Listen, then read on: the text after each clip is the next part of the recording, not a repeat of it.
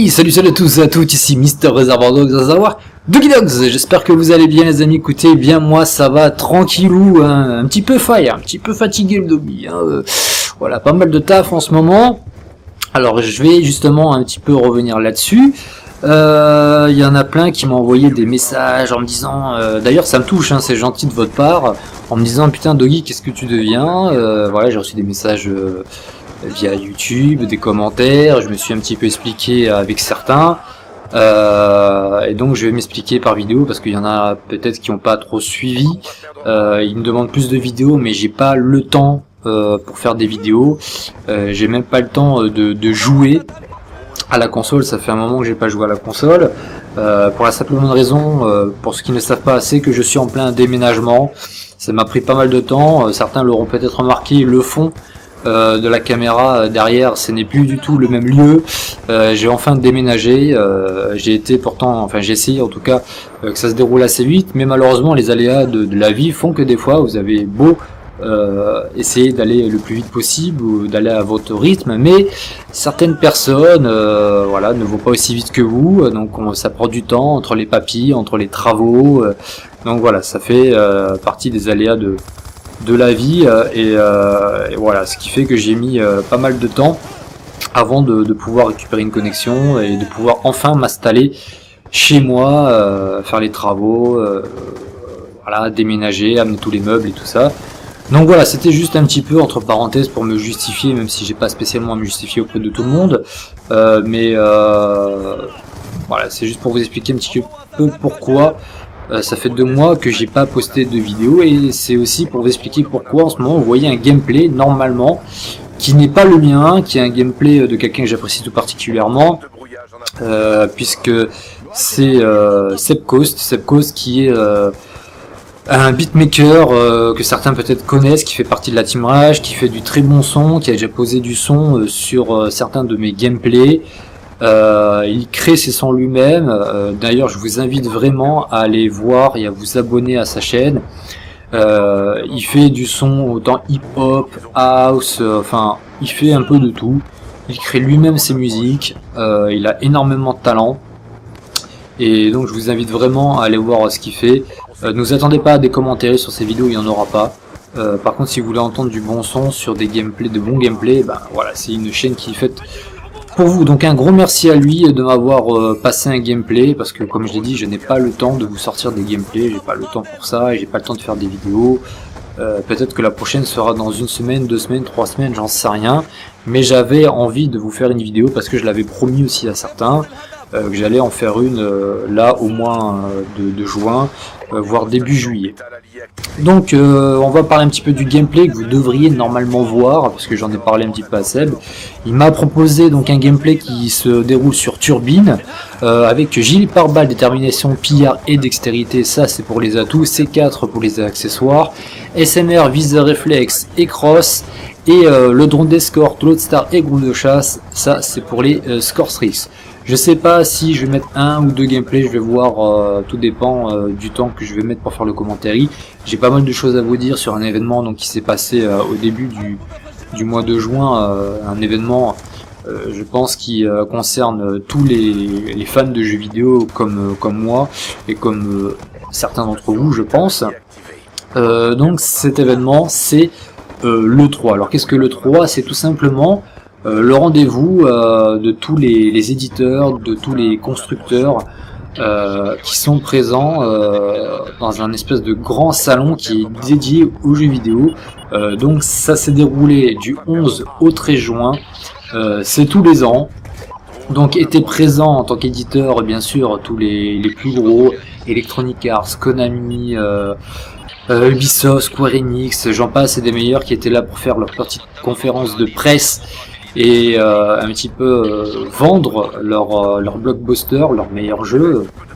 Et puis on avait bien sûr les constructeurs de consoles de salon qui étaient là, avec notamment les nouvelles machines qui vont arriver à la fin d'année. Donc on a la PlayStation 4 pour Sony qui devrait arriver pour Noël 2013, et pour Microsoft on a la Xbox One qui devrait normalement arriver un petit peu avant.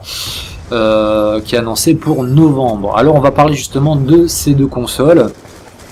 Vous parler un petit peu de moi, ce que j'ai retenu un petit peu, de ce que j'ai vu par les vidéos, par les conférences, par les démonstrations, ce que j'ai vu un petit peu aussi sur la toile. Et il y a peut-être des choses vraies, peut-être que je me trompais sur certaines choses. Et je vais vous donner un petit peu mon point de vue et de mes préférences, des points positifs, des points négatifs de ces deux consoles. Alors, on va commencer un petit peu par les caractéristiques techniques. Donc ça risque pas forcément de parler un petit peu à tout le monde, un peu plus pour ceux qui sont à fond dans l'informatique et dans tout ce qui est composants électroniques. Donc au niveau des processeurs pour les deux consoles, on est sur les mêmes, c'est du AMD Jaguar 8 corps. La carte graphique, on est sur du AMD GCN 768 SPU pour la PlayStation 4, AMD GCN 1152 SPU pour la Xbox One. On est sur du 8 Go de RAM, donc c'est quand même assez puissant, hein.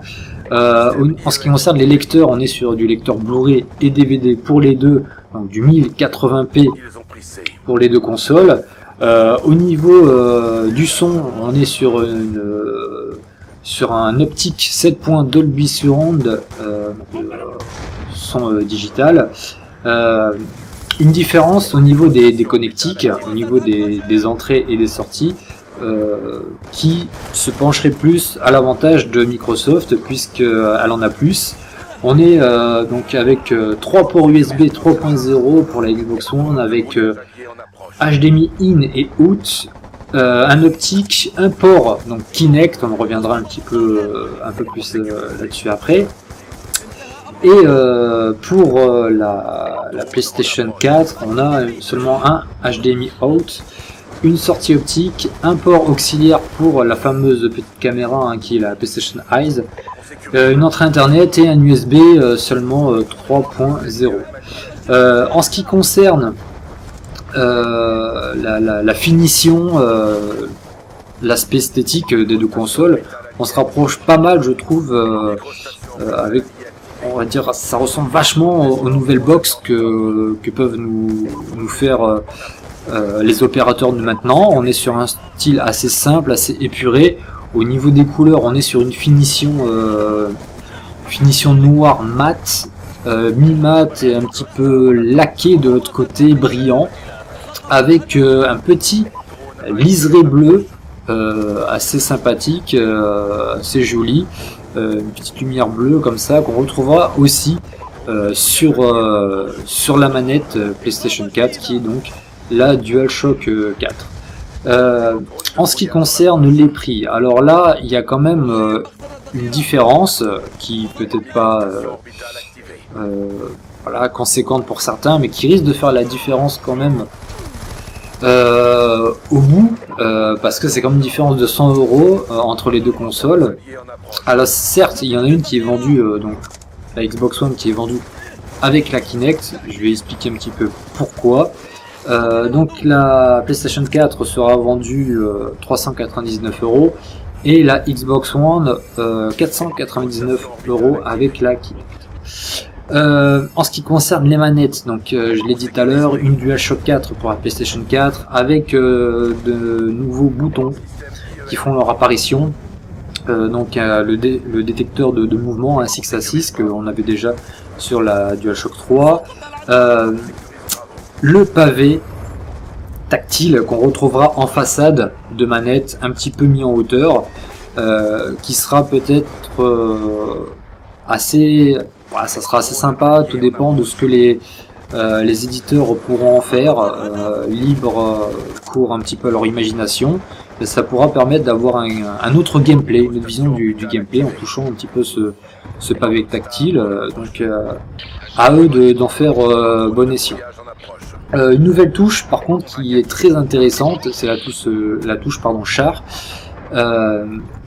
qui permet, on va dire, un accès assez rapide, un lien direct avec la diffusion. La diffusion de quoi? La diffusion du stream, la diffusion de screenshots par exemple, de streaming, d'enregistrement de gameplay et de partage. Voilà, on pourra notamment, grâce à ce bouton, très vite partager tout ça avec notre liste d'amis.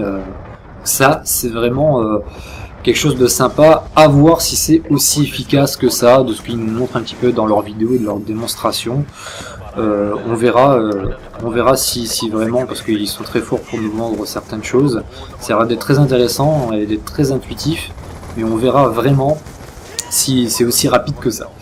En ce qui concerne le design de la manette, je vous mettrai donc des petites images, je pense, des deux consoles au niveau des designs et des deux manettes. On reste sur un design comme la DualShock 3, hein, comme celle-ci par exemple. Une manette qui sera avec une bonne petite prise en main. Moi personnellement, je préfère la prise en main de la manette de Sony, avec un travail, un remodelage des joysticks pour la manette DualShock 4, et ils seront plus bombés en fait, les joysticks. Il y aura maintenant un espèce de contour creusé, et avec apparemment ça sera un petit peu bombé, mais juste au milieu en fait, donc je pense pas que les joueurs PlayStation seront perdus. Je pense qu'on va très très vite s'y faire, il y a pas de problème. Donc voilà, ils ont on va dire fignolé un petit peu plus la manette, elle a été un peu plus travaillée dans les détails ou quoi, mais avec ce petit liseré-bleu que je vous parlais tout à l'heure, assez joli. Voilà, le seul petit hic, j'ai envie de vous dire, pour les deux manettes, c'est apparemment, en tout cas pour la Xbox c'est sûr, il n'y aura pas de compatibilité, avec les anciennes manettes Xbox 360, donc je pense que ça va être pareil pour tout ce qui est SCUF gaming, tout ce qui est Burn, tous ceux qui ont des manettes avec les palettes. Ça c'est un petit peu dommage d'ailleurs, je trouve ça très bête. Ça c'est encore un effet commercial pour que les gens, encore une fois, achètent grâce aux boutons qu'ils ont rajoutés. C'est des boutons qu'on n'a pas sur les anciennes manettes, donc du coup c'est un coût. Ça sera sûrement des manettes qui seront en vente entre 50 et 60 euros à mon avis. Donc si vous voulez jouer à deux, vous avez des frangins ou des amis qui viennent jouer avec vous, il va falloir encore une fois acheter des manettes supplémentaires. C'est vrai que c'est pas tip top, je trouve personnellement. En ce qui concerne la manette Xbox, pareil, deux nouveaux boutons font leur apparition. Le bouton View, qui servira surtout pareil aux développeurs, avec un accès pareil direct à des petits onglets qui pourraient comme je sais pas, une map par exemple, vous jouez à Call of Duty, tac, vous appuyez sur le bouton et ça vous mettra la map. Voilà, tout dépend de ce que les éditeurs en feront, pareil, libre cours à leur imagination, et ça peut être sympa. Ensuite on a le bouton menu, qui lui servira surtout de menu contextuel, un accès directement au menu de la console, peut-être à des applications liées au jeu en lui-même, ou pareil à des partages directement. Donc c'est un bouton qui sera plus accès rapide au menu de la console. Donc je vais pas vous parler des menus, ça si vous voulez en savoir un petit peu plus, je vous invite à aller voir des sites spécialisés dans les jeux vidéo, où ils feront sûrement un détail un peu plus approfondi sur les menus des deux consoles. Alors on va parler aussi bien sûr de la manette Xbox, qui est pareil, dans le même design, voilà, que l'ancienne, donc ça change pas, c'est comme la DualShock 4, ils ont gardé un petit peu cet aspect assez gros. Voilà, après c'est toujours pareil, c'est chacun voit midi à sa porte, il y en a qui préfèrent l'une, d'autres qui préfèrent l'autre, enfin, voilà, vous faites, c'est vous qui voyez. Point négatif un petit peu pour la Xbox One, c'est l'annonce qu'il faut une connexion obligatoire pour la Xbox. C'est-à-dire que la console aura besoin de se connecter automatiquement, je crois que c'est tous les 24 ou toutes les 48 heures. Donc on ne pourra pas jouer à la Xbox One si vous partez, je sais pas, chez un pote qui habite dans le fin fond de la Cambrousse ou je ne sais où, un pote qui n'a pas de connexion internet. On ne pourra pas jouer avec la console, vous ne pourrez pas jouer à vos jeux préférés, et ça c'est vraiment un gros point négatif pour Microsoft. Alors ça gronde pas mal déjà sur la toile. Je pense, à mon avis, ils ont intérêt franchement à pallier à ce problème, parce que ça c'est vraiment un très gros point qui risque de faire la différence au niveau de l'achat des deux consoles pour la fin de l'année. En tout cas pour moi c'est un gros point noir. Contrairement à la PlayStation 4, vous allez pouvoir voilà, vous jouer sans connexion internet, il n'y a aucun problème. Et normalement elle devrait être aussi compatible avec les anciens jeux que vous avez de PlayStation 2, PlayStation 1, il n'y a pas de problème. Ça c'est ce que j'ai pu voir aussi sur internet. La nouveauté chez Sony, c'est l'abonnement qui fait son apparition. Avant on avait un réseau gratuit. Alors certains y verront un côté positif, d'autres un côté négatif. Le côté positif c'est peut-être surtout pour les gros gamers, les purs gamers, tous ceux qui jouent énormément au multijoueur, parce que ça permet une stabilité, notamment, enfin j'espère que ça permettra une stabilité en tout cas pour des jeux comme Call of Duty, parce qu'on sait très bien que le multi est très instable, notamment sur PlayStation, quoique des fois même sur le Xbox Live, moi j'ai rencontré des problèmes de retard et tout ça, enfin, ça c'est toujours le gros problème. Ça permettra peut-être une meilleure sécurité, hein, parce que vous savez que Sony ont eu des problèmes et des attaques dans leur serveur, et il y a eu des petits problèmes avec apparemment certains vols de numéros de carte bleue et tout ça. Donc au niveau des prix, au niveau des tarifs, alors faut savoir qu'il faudra s'abonner automatiquement au PlayStation Plus. C'est l'équivalent d'un abonnement Xbox Live, c'est 50 € par an, ce qui fait à peu près 5 € par mois. C'est pas excessif. Si c'est pour avoir un réseau stable, moi il n'y a pas de problème, ça me dérange pas de mettre les 5 € par mois ou les 50 € par an, il n'y a pas de problème. Après il faut voir. Avec ces abonnements, donc, vous aurez le droit à un jeu gratuit par mois pour les abonnés de la PlayStation 4 et 2 jeux gratuits par mois pour les comptes Gold de la Xbox One. Voilà, ça c'est à savoir. À savoir aussi, c'est que maintenant on pourra enfin revendre les jeux qu'on aura éventuellement téléchargés sur le PSN.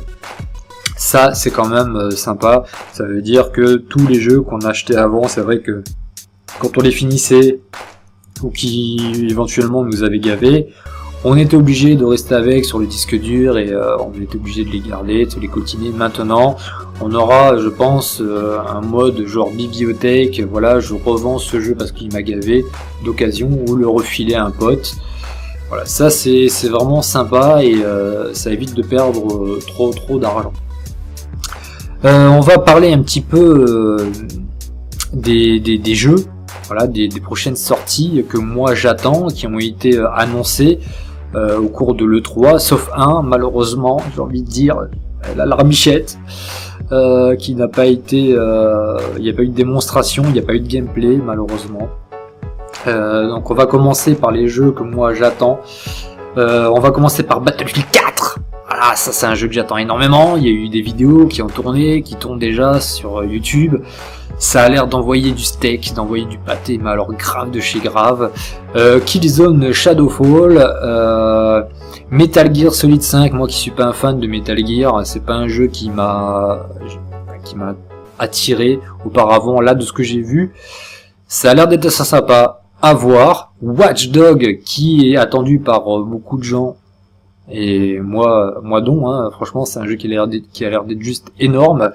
On peut faire apparemment énormément de choses, tout pirater et tout, ça a l'air d'être génial. Le fameux Call of Duty Ghost, attendu par tous les fans bien sûr. Bonne surprise de ce que j'ai vu du solo, avec cet aspect, avec cet animal de compagnie qui est le chien.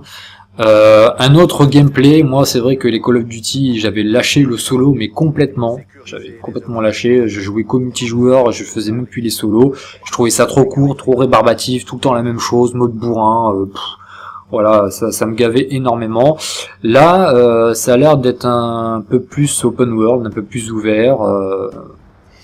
Voilà, l'aspect d'avoir ce chien en tant qu'animal de compagnie, ça peut redonner un goût à un autre gameplay. Moi, en tout cas, ça m'attire. Voilà, ça a l'air d'être assez sympa. Donc, on va voir. Peut-être que le solo va me reconquérir un petit peu sur Call of Duty Ghost. Pour les amateurs de jeux de foot, bien sûr FIFA 14, de PES 2004, et pour les amateurs de course automobile, on a bien sûr Gran Turismo 6 et Forza 5. Et le jeu que j'attends le plus cette année, qui devrait normalement, j'espère, sortir au mois de septembre, s'il n'est pas repoussé, parce qu'ils aiment se faire attendre, Rockstar, pour moi qui sont les boss. Voilà, je vous le dis honnêtement, c'est pour moi les jeux Rockstar, j'ai vraiment jamais été déçu. Avec Red Dead, avec L.A. Noire, les GTA, j'en passe des meilleurs. J'attends vraiment ce GTA 5 avec impatience. Malheureusement, pas de gameplay. Y a rien qui a été montré à l'E3. Et donc bien dégoûté. Voilà, il nous laisse un petit peu en haleine, voilà, un petit peu la bave aux lèvres quand je vois des petites vidéos qui sont lâchées de temps en temps avec la présentation des héros du jeu. Ou voilà, dommage que j'aurais bien voulu voir du gameplay ou une démo de GTA 5, malheureusement non. Donc hâte d'avoir le jeu dans la console et puis de vous faire des vidéos, parce que forcément je ferai des vidéos sur ce jeu. C'est clair et net. Alors on va finir une petite conclusion de ma part. Vous dire un petit peu pour l'instant quelle est la console qui m'a le plus attiré. Encore une fois, ça n'engage que moi, et tout ce que je vous ai dit, ce n'est pas du sûr à 100%. C'est moi de ce que j'ai vu. J'étais pas présent, je suis pas journaliste gaming, mais moi de ce que j'ai vu. J'ai une petite attirance un peu plus pour la PlayStation 4 parce que je trouve qu'elle est un peu plus axée, vraiment un peu plus poussée jeu maintenant, avec ne serait-ce que l'abonnement avec un réseau qui risque d'être beaucoup plus stable, le fait de pouvoir revendre les jeux d'occasion, le fait de pouvoir streamer, de partager directement un petit peu ces gameplays qu'on aura éventuellement enregistrés. Voilà. Pour moi, la console, est, même si elle a un lecteur Blu-ray, si c'est une console qui restera aussi un lecteur de Blu-ray de films, pour moi, là, elle est plus axée jeux vidéo que peut l'être la Xbox One avec sa Kinect qui est et la détection des mouvements, la reconnaissance vocale. C'est vrai qu'ils nous ont fait une démonstration où ça a l'air d'être très intuitif, très instinctif, le fait de donner des ordres et que ça s'exécute automatiquement, à voir aussi si vraiment c'est aussi rapide, si le moindre bruit peut-être ne fausse pas un petit peu finalement la détection de la voix. À voir, voilà, ils nous ont montré pas mal d'applications, dont des applications qui sortiront surtout aux États-Unis et non en Europe. Voilà, c'est toujours un petit peu le problème aussi. Voilà, j'ai l'impression que la Play 4 m'attire plus, enfin au niveau du gaming, et la Xbox One est plus une console axée multimédia. Voilà, elle m'attire plus, j'en sais rien. C'est comme ça. Après, chacun ses goûts. Je pense quand même acheter les deux consoles, à mon avis. Ça, c'est clair. J'aurai sûrement les deux. Voilà, c'est. Mais s'il y aurait un choix à faire éventuellement, si j'ai pas les moyens de me prendre les deux, je pense que je prendrais plus la PlayStation 4. C'est pratiquement sûr, ne serait-ce que déjà rien que pour la manette, parce que je préfère la manette de la PlayStation 4. C'est sûr et certain. Voilà. Donc j'espère que cette petite vidéo retour un petit peu vous aura plu. N'hésitez pas à laisser laisser des commentaires, partager un petit peu vos avis aussi sur le sujet, sur les jeux qui vont sortir, vos attentes, vos préférences. Si vous avez, je sais pas, si vous avez des informations peut-être à partager, des trucs que je ne sais pas, voilà, je sais pas tout non plus. J'ai essayé de vous parler un petit peu des choses principales. Je suis pas rentré non plus trop dans les détails. Voilà, hein, voilà. Donc n'hésitez pas à laisser un petit pouce bleu si vous avez aimé. Allez vous abonner à la chaîne de Seb Coast. Voilà, il fait du très bon taf et du très bon son. N'hésitez pas à vous abonner aussi à la chaîne de Team qui marche très fort avec du très lourd. Il y a de très gros gameplay en ce moment et d'autres qui vont encore arriver. Et puis voilà, hein, c'est tout ce que j'avais à vous dire. Je vous promets pas de faire une vidéo dans les prochains jours. Moi je me force en rien à faire des vidéos. Je le fais quand j'ai le temps et quand j'ai l'envie surtout. Et puis voilà. Moi je vous dis à plus, portez-vous bien. Bisous les filles, merci encore pour votre solidarité et puis pour votre suivi, voilà, tous ceux qui me suivent encore depuis tout ce temps, même quand je suis absent comme là pendant 2 mois. Allez, à plus, bisous les filles, ciao ciao.